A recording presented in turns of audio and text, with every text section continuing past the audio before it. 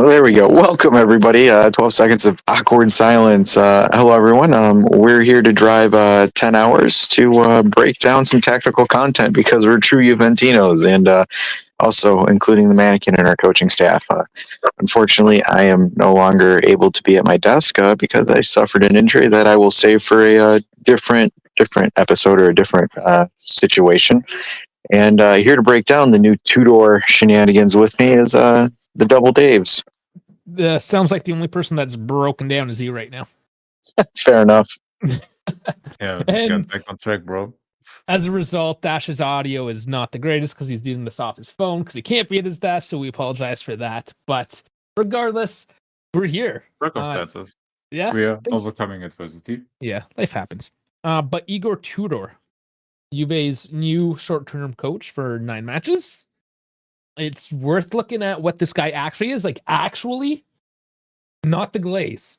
So, Because we Let's are just get this always out. true with our analysis. Honestly, Yeah. more often than not, our analysis is decent.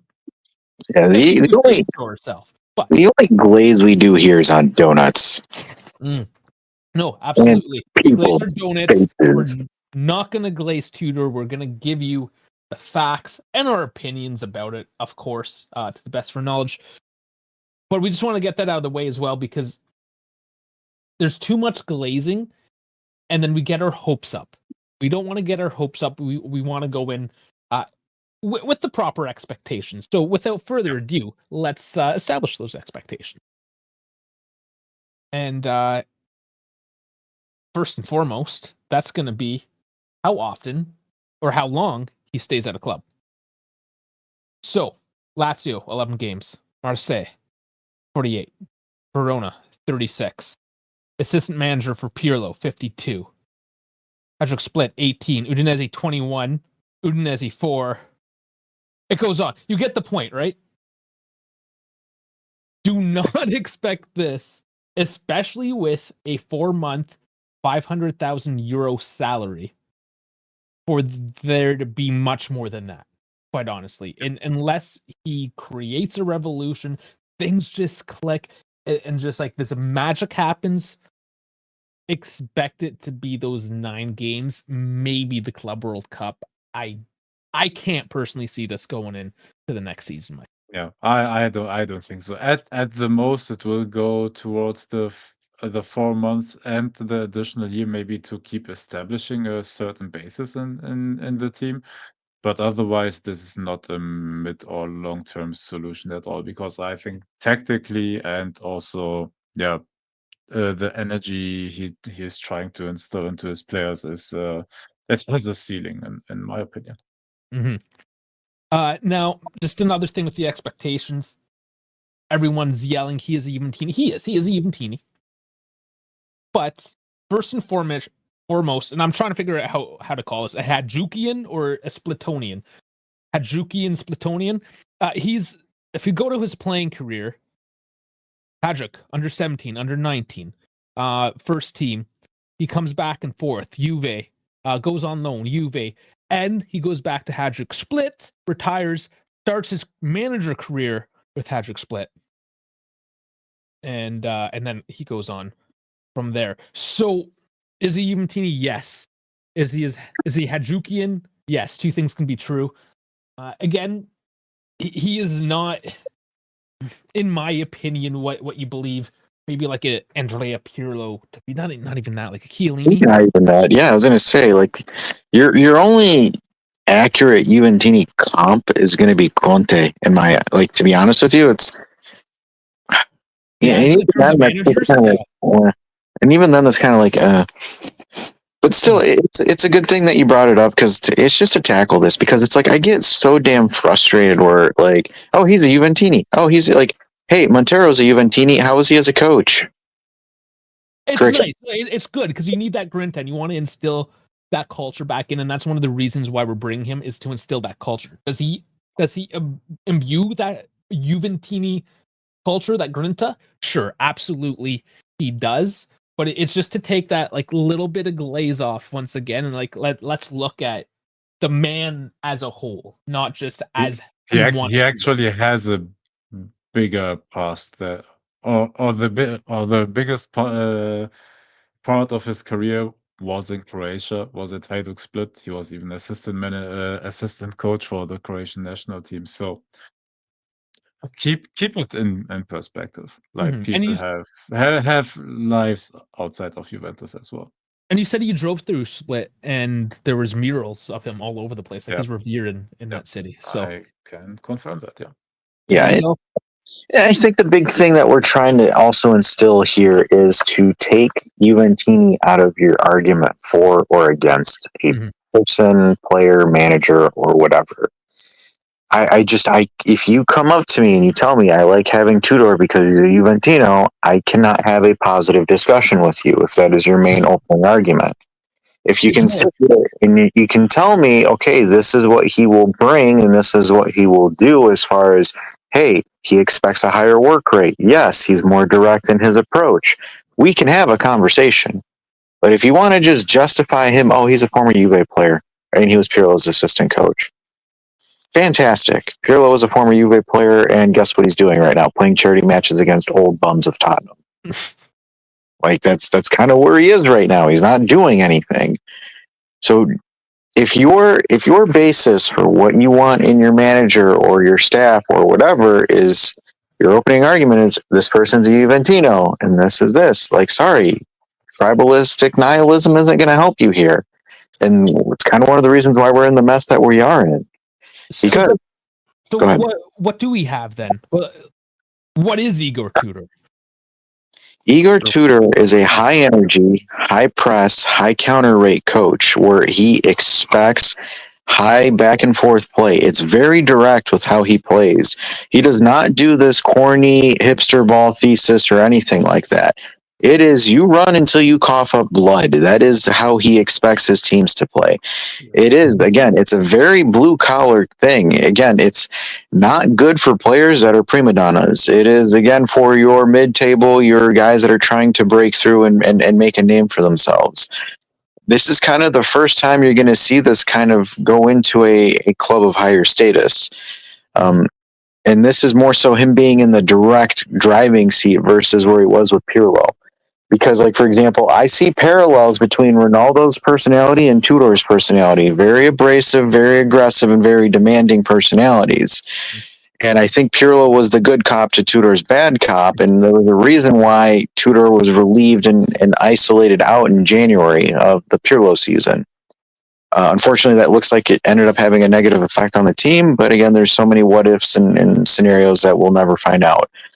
But you look at his highest ranked club in Serie A, which is Lazio, and we called it, I believe I called it here on the channel where I said he is not going to mesh well with Lotito. Yes, he can save Lazio's season, but Lazio won't keep him long term. And guess what? They didn't. Same thing with Marseille. Yeah, exactly. What is his longest tenure? 70 games. So, yeah, from a very short-term perspective, if the players react well, then yeah, you're going to get something out of it. He's going to get them to get into the Champions League. If you were expecting him to have a turnaround and Juve go 9 games unbeaten, I think you've lost your damn mind. I don't think that you're going to push for Scudetto, but I do think that you should be able to have an edge in 4th place if things go well. If things do not go well, then that's a different story. But again, I think he's a cloth setter, not even a table setter. He's just there to instill the discipline, high output, high energy. Whether or not it succeeds, I don't know, because with this, you need to have good depth to supply the system, and depth is not our word here. So again, cautiously optimistic. We're at 1 game a week, right? We have one thing to focus on. I almost feel like the first 5-6 games we're just going to come out afterburners, and then the wheels are going to fall off because we just can't go anymore. So I think it's going to be like a firecracker, go hot, hot, hot, and then we're going to like stumble over the finish line. Yeah, it may very well be, like, depending on the player's fitness, honestly. Yeah, if they stay fit, if Tudor comes in and all of a sudden magically Jeria 51 is, the aliens vacate the area, I don't know. He beats the aliens up. The problem is you can't change the fitness of the players during the season because that is what they are doing in preseason, like setting properly up for what will be coming like within the season. So you can't change the approach too much. So our hope is because like Motta's most intense training was possibly in the summer. So my hope is that the players have a certain fitness level that will be good enough for the speed and the endurance that Tudor will demand. I guess we will find out, but I'm cautiously optimistic what is regarding Mhm. like Yeah, in so terms of fitness. what you'll see tactically is you're going to see less possession stats, more shots in general, and more shots on target. Is anybody going to complain about that?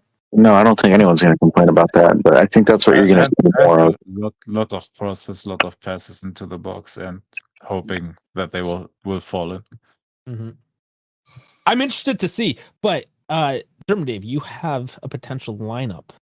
Yeah, do we want to start off the ball or on the ball? Honestly, You Right. like to be Yeah. you like to start with the balls. I understand. Let's do that. all right, let's start with the ball stuff. So, yeah, my guys, a lot of people will not like it, but here's your three-man backline again. um, I think it will be Kalulu right side, Vega left side, and that leaves Gatti as your main center back piece. Because that's all we have, honestly. The other guy you can throw in is Lloyd Kelly. He would be basically here your replacement with Vega, or if one of them rotates, maybe you do that one. But Gotti will start more likely than not, so we can play around like this a bit, or then do that. But yeah, this is basically your center back duo. Yeah, wingbacks, man. Wingbacks are back. Back Wingbacks in are back. fashion, like it's So 2024. honestly, do we agree McKennie maybe our best wingback? I would probably Weah, say sorry. Weah's going to get the nod for over him right now. America, You right wing think? back. Yeah, Yeah, but just America right wing back. that was my thought exactly. And then that leaves Cambiaso on the left side. And I think if Savona gets fit, this will be our wingback duo, I think he like could do that. the main starting one. And then yeah, Alberto is the one that they can shoehorn in there if somebody is not fit enough. So yeah, wingbacks, three-man back line. That leaves us with either 3-5-2 or 3-4-2-1, which he likes to play. So he always has two midfielders, and that in this case will be Locatelli or sorry, let's do it that way. We don't know if he will ever get fit, but let's put him right there because those are the guys that will be receiving the ball first most of the time from Di Gregorio. Tudor likes to pass the ball immediately to one of his midfielders if he sees them open. If not, the ball is sorry. Let me the ball is getting like passed around here right in that area, but lots of quick and decisive passes, none of that passing around. And yeah, like Dash already alluded to, he likes his players running around. So let me take these guys off for a second. Yeah, Louise, I don't know how much he's in these plans. Yeah, if he's available, you have to kind of use him because Yeah. you need a rotation. That's why I put him up there hypothetically. But yeah, there will be lots of running by your wingbacks. They will push forward a lot and run up and down the flanks for the whole game. The ball will be passed around in these areas here. Locatelli will be he likes his six by the way to drop deep, so get ready to see Locatelli up here He's already down doing here that, again. honestly. Yeah. Yeah. Koopmeiners will be a ball carrier if you need one, or Thuram for that matter, whoever will get the nod of playing there. And yeah, the ball will be played around very quickly, like to these positions. He's not as dependent 100% on the wing play, but he likes to have that as an option because the more the wingbacks are running, and that's why they will tire out, and you will see that. I'm sorry, but it will happen. they're opening spaces. They're like this. Where, for example, will occupy a left back here. Vlahovic, if he does his job, hopefully, will occupy one guy here. And then you have either 2 10s that are occupying the half space that will occupy another guy right there. And that leaves then one guy here on that side open. So either a cross will get in here and Yildiz will have a touch inside the box, for example, or Vlahovic will go there, occupy the second post, and Yildiz will be in there. So, and that will happen either with crosses or with Koopmeiners, yeah, Oh, it's turning running into a towards the box. 4-1-4 Sorry? or 4. It's like a 4-1-5. Sorry, almost like Yeah, everyone just kind of it's bombing just forward. I forgot to move them forward, but that Yeah, is of what course, he but likes. And then you always have still this duo here ready to defend if something ever goes wrong. Gatti will be most likely the guy that is, yeah, at the most up there. And then you still have the three-man shape at like just for security reasons. He doesn't Mhm. like to be too open. And then yeah, if you lose the ball, immediately run back. Like this is what he will demand from his wingbacks. That will suck a lot of energy out of that Mhm. pause. And yeah, it is honestly a lot of passing, a lot of crosses in the final third. There's no 100% specific way that that he wants his players to play in the final third. He just wants them to find the open option basically.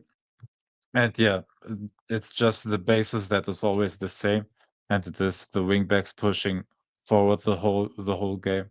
And up, or if your wing back is open, he passes into the box or cuts into the box and passes or crosses it, or maybe finds a shot even. So that is the idea. Yeah. And also, what we have to keep in mind is that, sorry, let me just correct everything again. They all got to Um, run. Let's go. Yeah, dude, everybody will run without a break, honestly, and that's what his idea is. He defend, or his idea of defense is very man v one, man. Sorry, man v Man, man, be man, yeah. man v one, man oriented, and yeah, he likes to press like the player that is receiving the ball immediately, which will lead us, sorry, to the off the ball shape with which is a 5-3-2 or 5-2-3, or yeah, depending on the player setup he has. Like these guys. Sorry, let me do it properly in the defensive setup. Like these guys will be here in those spots, and he will demand those guys to defend as well. So they will be there, And Vlahovic running back into the there. pocket. Yeah, and Vlahovic will be the one that has to save this. That has to be like the option here that is cutting off the first passing options, like in the build-up towards our box. Yildiz and Gonzalez will be. Everybody will have his right side of the field. Locatelli and Koopmeiners will show down like centrally that area, so you have no chance of creating something there. And yeah, Vlahovic will be as well there if they cut into our box as well. So it's honestly 3-2 in this shape, or sorry, like this one, or maybe even something like this. Like Yeah, he drops back. it Very is very Italian in a man sense. oriented. He likes to stack the box. He likes to stack it centrally because he thinks that his wingbacks are strong enough to defend 1v1. And then if you have help there, Locatelli drops in there, and Gatti keeps that first post clean. Like, yeah, that's his defensive idea as well. And then yes, everybody has to immediately run forward because he likes to play very, very quickly from the back. Like immediate counter-attack style. That's what we saw like with Allegri when he had the correct players. And everybody bombs forward, especially again, most importantly, the wingbacks that will be pushing there. Then you have your midfielders that will receive the ball, and always those half spaces occupied.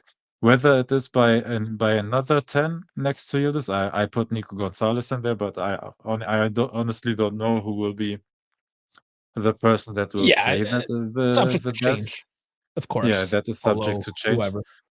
But yeah, the ground shape is either 3-5-2 or 3-4-2-1, depending on the person. He changes that around a lot. So he either will stack the midfield, but since we don't have a 10 anyways, he might use those half spaces with Yildiz and maybe Nico Gonzalez or Kolomyani in that case. If you want to, I can draw the 3-5-2 up as well, but I don't think that that will be our. Yeah, you just move your wingers. So a couple people could win out of this. Vlahovic, Yeah. probably most notably, as Yeah. he is favored. Coop in a better position. Coop, definitely. I think all of our midfielders will be in a better position. Even Douglas Luiz, hypothetically, if he gets the playing time, he Yeah. will profit of. Like the midfielders will profit out of this, and all our fullbacks and wingbacks, they will get Gildas utilized because they have to. Gildas going to be playing as a 10 potentially. So Yes. that's also good. So I see a lot of positives in terms of players kind of playing in their position, and that could pop off and Yes. that can do well here. Yes. Anybody that might not work with this, I'm thinking like Conceição might not really fit into this well. All of our pure wingers. Yeah. That leaves Bangula out. That leaves Conceição out. So everybody that is like just on that side, for example, occupying that space, because just remember what happened when we had Chiesa, who was supposed, by the way, to play right here in that half space in the 3-5-2, and he was always on that side, colliding with Cambiaso. And Mbangula's playing style is not playing there the whole time. Same with Conceição. He likes to cut into the box, but if Weah is there, there will be a lot of congesting two players on a certain space, which will, you will not get the full potential out of your team. So I think our out and out wingers that are not able to play in those half spaces or to play a bit of a 10 role, those will get left out. And Gonzalez can do that. That's why he's safe. Gonzalez in there, because he's really good in that space, cutting into the box. And even his passing is very decent. So he can get utilized there. So yeah, man, it just depends honestly on on the to say it depends on the personnel is too easy to say, but in the end, that is it is what it is. And he likes to utilize as much players as possible because his playing style is very demanding on the body. So we will need a lot of bodies. Yeah. That being said, it's less systematic, less technical. So really, you could throw somebody like Savona, assuming these guys are healthy. It's like, you're young, you have legs, go run, go up and down the pitch, do something. So like I think just blue collar, hard work, no flash, no flair. Get the ball, get it forward, put it on net, bing bang boom. Yeah, that is essentially it. Yeah. Run, And shoot the ball, run back. And he doesn't think in lineups. He thinks in spaces, and he likes to occupy his spaces like Max did. He likes to occupy those half spaces before the opposition box, but instead, like Max did it with a 3-5-2. Tudor likes to do it with a 3-4-2-1, so he has two tens in behind the striker that can divide that whole final third, like towards them. One is playing a bit more on the right, one more on the left. Or when you try to overload the side, both are moving to one of those sides. So there are a lot of options. And if those doesn't work, and he doesn't think that he has the option to play the 3-4-2-1, so let's say Nico Gonzalez, for example, doesn't work out, or Yildiz is doing the Chiesa and is switching a lot to the left, then he will revert to a 3-5-2 and use, for example, Kolomyani and Vlahovic, and try to make it work that way. Because Kolomyani with his speed can occupy a defender and maybe open something up for Vlahovic in the 3-5-2 when you have your wing backs running down the flanks. And that may be a way of playing it as well. So he's not 100% married to either the 3-5-2 or the 3-4-2-1, but those are his two basic shapes that he uses depending on the players that he has. And honestly, there will be a learning curve because it might be just not working tactically in the first couple of games. But honestly, if we shithouse 1-0s, I don't think any one of us cares about that. We just want and need the W's, honestly. But slowly, the more time he gets to practice with them, he will try to teach the players how to occupy which space, and it will get better on a game to game basis with more weeks of practice.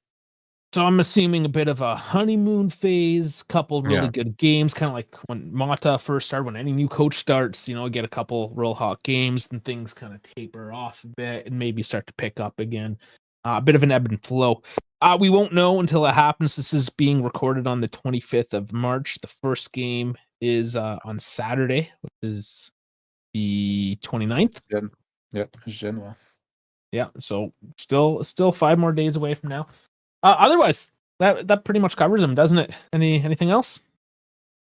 No, just be ready, honestly, for in the first games not scoring a lot of goals until the players acclimatize to the system again, because they just got out of a 3-5-2 couple of months ago, and now we use a coach that is going towards that style more again. But the problem is we bought players for other roles, so they have to acclimatize to the new roles that are giving to them.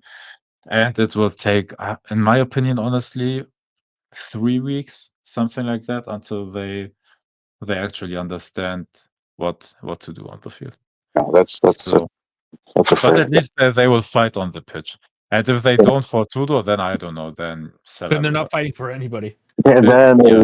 they're for Jack. I mean, that's, you guys hit it on the head. All right. From this point on, it's just wait and see. Wait and see, Like ball. always. All right. Well, thank you as always for your assessments. Thanks, Dash, for coming in broken. One leg. One leg Dash. No Keely's D is what I'm calling you. It's Now everybody partially knows there. what it is. Partially there. Well, of course, guys, thanks for watching. Like, subscribe, socials down in the description, and we'll see you on the next one. See you Thursday. Thanks for bearing with me.